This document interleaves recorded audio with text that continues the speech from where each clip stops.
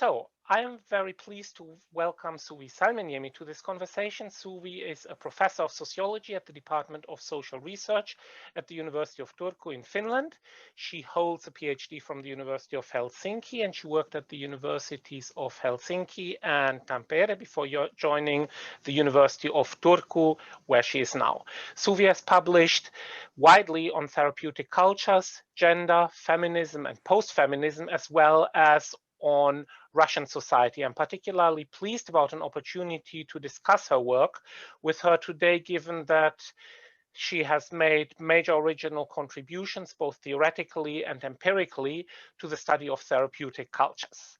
So this by way of a short introduction. And now to begin, how would you characterize yourself as a scholar?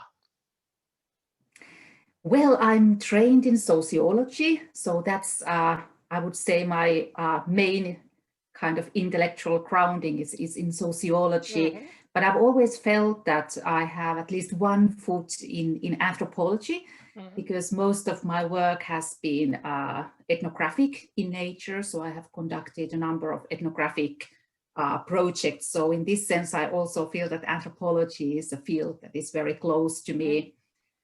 And within sociology, I would position myself in the fields of cultural studies. Especially, I've always been hugely inspired by the British tradition of cultural studies, the post-Gramscian variant of cultural studies associated with Stuart Hall and others in the UK. I think that has been the kind of constant source of inspiration for me, theoretically and also politically. I think it's been very, very informative and somehow formative for myself as a scholar.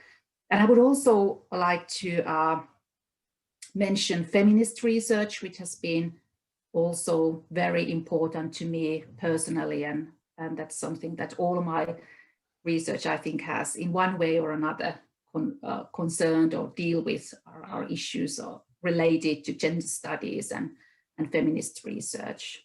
And more recently, I've been also hugely inspired by critical theory, both in its classical form of Frankfurt School, but also the more kind of recent critical theory. And this is something that I'm working on right now more intensively. So I would say that these different fields and discussions and perhaps paradigms have been most close to me in my career. Thank you. That's a very interesting outline of the major influences of your thinking, and I hope that we'll come back to talking a bit more about each of these as the conversation continues. So now, to put the development of your work a little bit in chronological perspective, could you say a little bit about your intellectual biography and how it has developed over time? How did you come to be a scholar? What were your earliest interests and the influences on which you drew then? And how has your work then developed over time? Well, I actually initially began my career, one could perhaps say, in area studies. In the field of Russian and East European studies, because when I started my studies at the University of Tampere in the early 1990s, it was just after the collapse of the Soviet Union. And I also had a personal connection to the Soviet Union because I had a pen pal in the Soviet Union back in the 1980s. So I had a pen pal called Sergei, who lived in Viborg, close to the Finnish border, and I think this friendship was very important to me in the sense that it allowed me to see the kind of the other side of the Soviet Union. It allowed me to see the everyday life in Soviet society and not only the kind of official Cold War narratives. So this friendship was very important to me, and it somehow got me interested in lives and sort of circumstances in the Soviet Union and subsequently in the post-socialist Russia. So when I started my studies, there were a number of research projects at the University of Tampere dealing with the social transformation in Russia following the collapse of the Soviet Union. And this really caught my attention. And so I began to study these issues in my sociology studies, and later I also conducted PhD research in Russia, looking at the formation of civil society in Russia. So this is kind of my background in sort of being curious about gender relations, power relations, and politics in the Soviet Union and later in Russia. Mm-hmm. All right. So let's stay with your initial interest in Russia and actually what today is your most cited work, your 2008 book, Democratization and Gender in Contemporary Russia, a Routledge book. Would you like to talk a little bit about the book and say a little bit more about the research from which it developed, building on what you've just been explaining? Yes, so I began this work in early 2000s, and it's based on quite extensive ethnographic field work in the city of Tver, which is located in northwest Russia. It's a fairly big urban center, and I was interested in and kind of tracing the development of civil society and activism in Russia. And I wanted to do field work somewhere outside the major urban centers. So I didn't want to go to Moscow or St. Petersburg, because already at that time, we had fairly good knowledge of civic activism in those cities. So I wanted to see how people are engaging with politics and social issues outside the major urban centers. So I went to do field work in Tver, and I was particularly interested in kind of looking at the ways in which people sought social and political change in that particular place. And sort of more specifically, I was interested in the gendered and classed aspects of citizenship and social activism and civil society. Mm. So this was the study, and I interviewed and observed activities in local civic associations, political groups, particularly looking at the local women's movement and also female-dominated trade unions as sort of case studies. But I also engaged and interviewed local civil servants and also representatives of international funding agencies operating in Russia at that time. So trying to look at the dynamics of civil society from different perspectives. Mm. And I've been actually thinking about this work now lately, now that we see the really unfortunate situation in today's Russia and the violent crackdown of civil society and sort of political opposition in Russia. So it has reminded me quite a lot about my own research in early 2000s and how different the situation was in Russia at the time, because there were really genuine attempts and efforts to build democracy also at the local level. So this case with Navalny and the protests and how they have been violently suppressed in Russia, it has really made me sad and sort of think about the whole path of activism in Russia since the collapse of the Soviet Union. Yes, it must have been a more hopeful and exciting time than perhaps to explore Russian society. Now, staying with Russian society, another topic that you've written about quite extensively is self-help and therapeutic culture. You've looked at this in Russian society and then also from a more general perspective.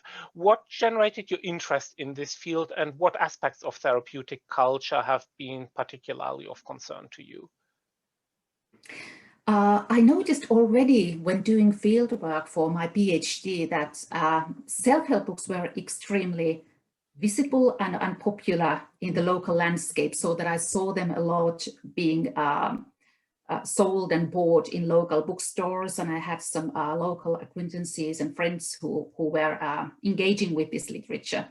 So it caught my attention, and this was my first kind of sub-project within the field of self-help in Russia, so that I started analyzing the most popular books in Russia, self-help books, and sort of as a window to the social transformation and the transformation of class and gender relations, and what this kind of newly emerging phenomenon of self-help could tell us about Russian society and the changes in value systems and so on. And I conducted this research sometimes alone and sometimes in collaboration with other scholars.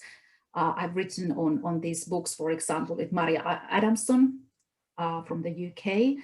And then I also conducted an interview study among self-help readers and therapeutic practitioners in the city of Saratov in Russia, together with Maria Varona, who's a colleague in Saratov State University.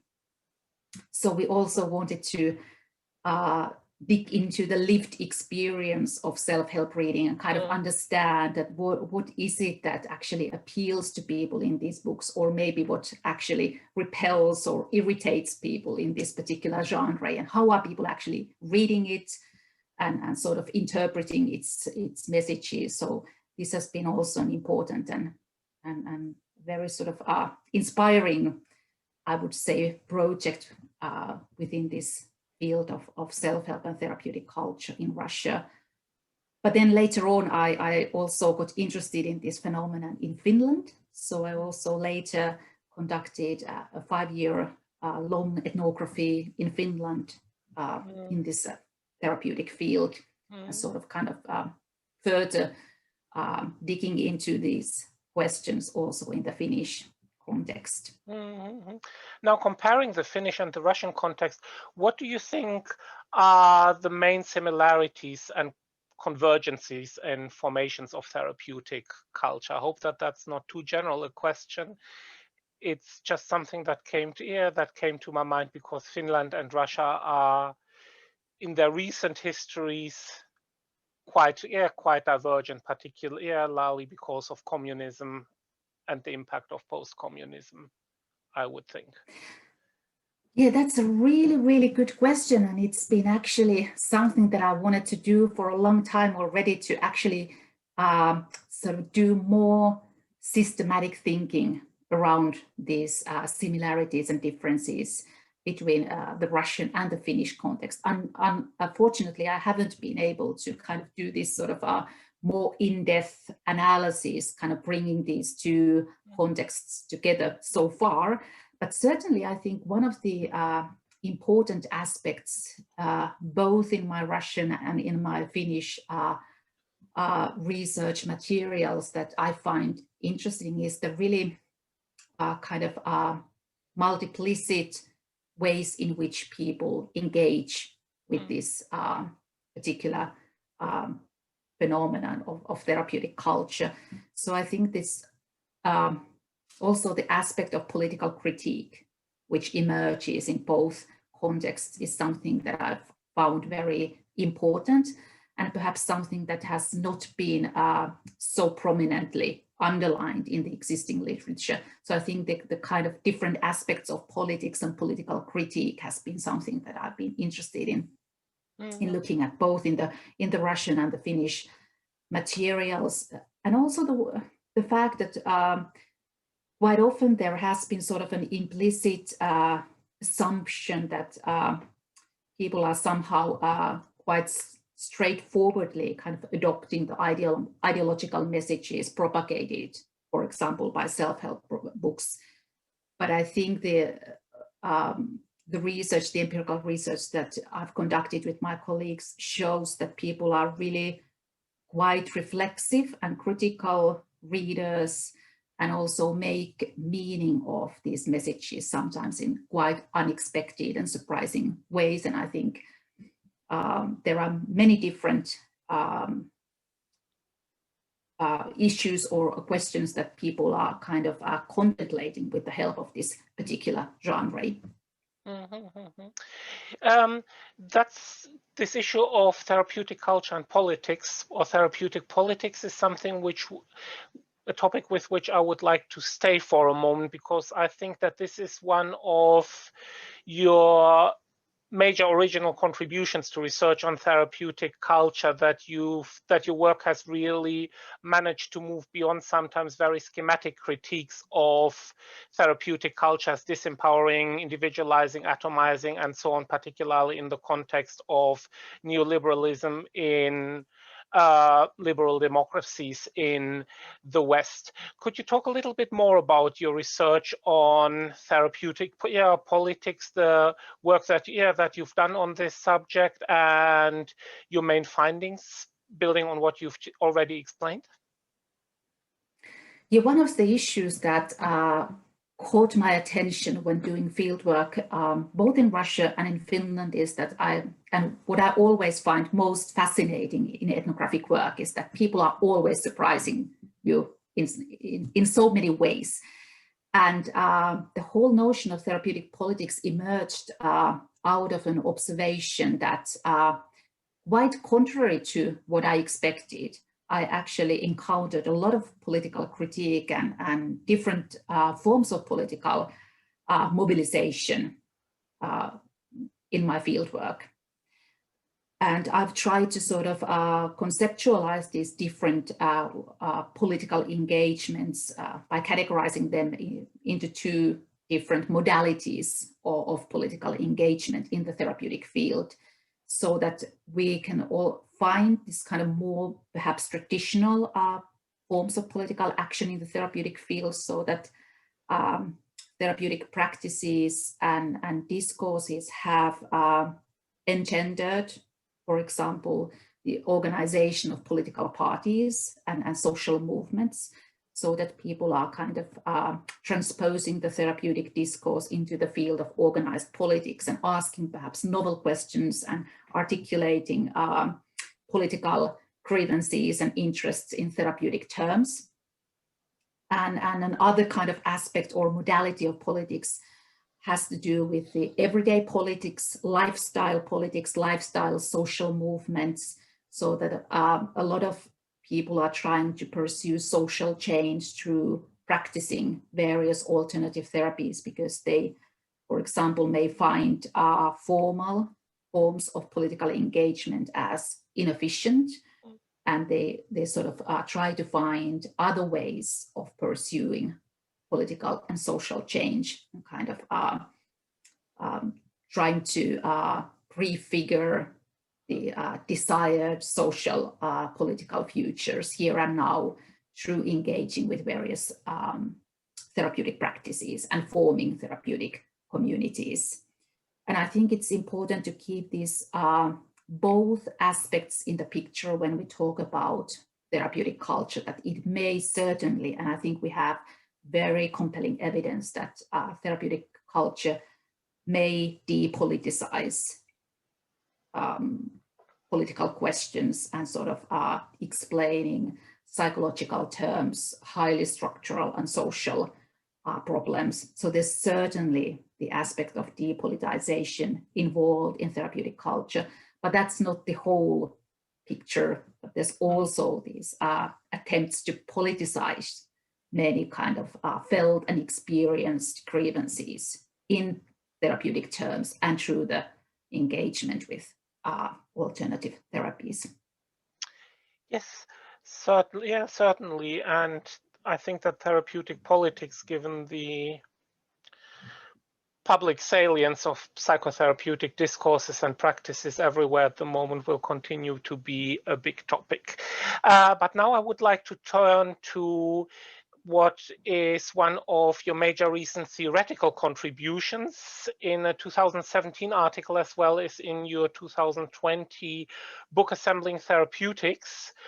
You, together with your co-authors, look at therapeutic culture from the perspective of assemblage theory. So what does assemblage theory bring to the study of therapeutic culture, and what precisely is the approach to therapeutic culture that you've developed around this theoretical approach?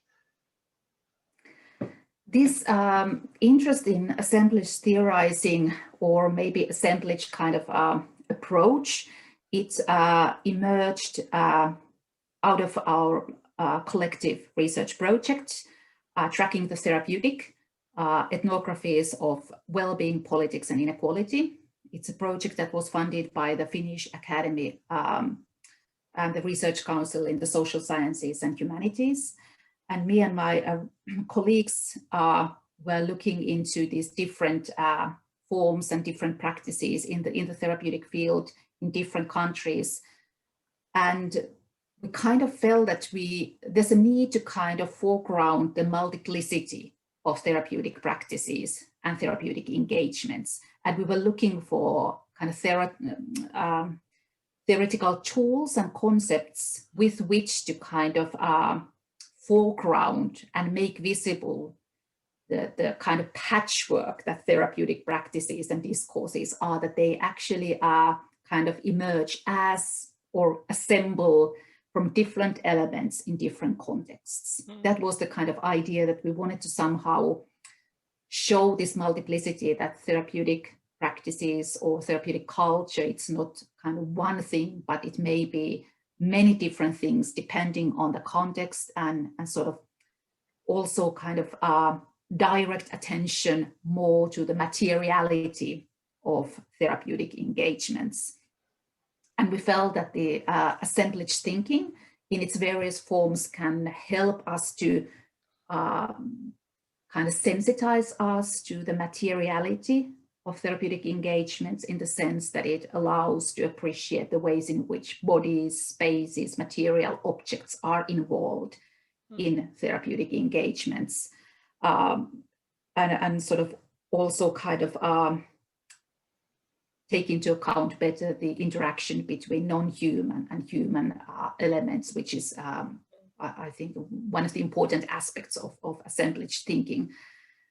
But we also kind of acknowledge that there's a wide variety of different ways of thinking about assemblage, so that we didn't want to limit ourselves to a particular theoretical take on assemblage, but rather sort of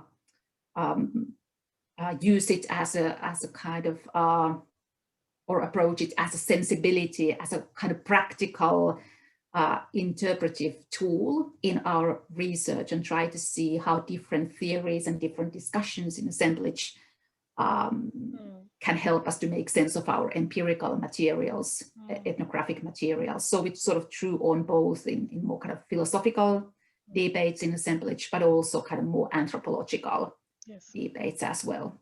Yes, I think that makes for a really sophisticated and complex approach to the study of therapeutic culture, and I do hope that this approach will gain broader traction in the field. Now, I've got a lot more questions, but I think that I should be concise, so I'll limit myself to just one more question. So what are you working on just right now? Would you like to say a little bit about your current projects? Yes, shortly. I also try to be concise. Just last September, I and my colleagues began a new project called Political Imagination and Alternative Futures, which is a collaborative ethnography. And we try to map out various everyday utopias and those different ways that people pursue social change and envision and try to enact alternative social formations kind of here and now. And it emerged out of a sort of paradox, maybe, that there's been a constant worry about the exhaustion of utopian forces and sort of the death of political imagination. And yet at the same time, our current situation with the crisis of democracy, climate change, pandemics, and so on, make it ever more important to actually think about alternative social formations that could be more socially and ecologically sustainable. So we try to see what are the existing everyday utopian projects and processes going on. And we are looking particularly at the fields of arts, work and capitalism, ecological communities, also pedagogics. We have these kind of different sites, and we are combining here sociological and artistic research. So we also try to invigorate sociological imagination and sociological methodology by working with artists and also using their practices together with artists in the data collection and knowledge production. So also trying to well, this project actually gives us as sociologists also, I think, an important opportunity for professional development by learning new methods in knowledge production. That's really very exciting, and I very much look forward to reading it. But now I would like to say thank you very much for this conversation. That was a great pleasure. And thank you. I enjoyed that very much. Thank you very much. Thank you.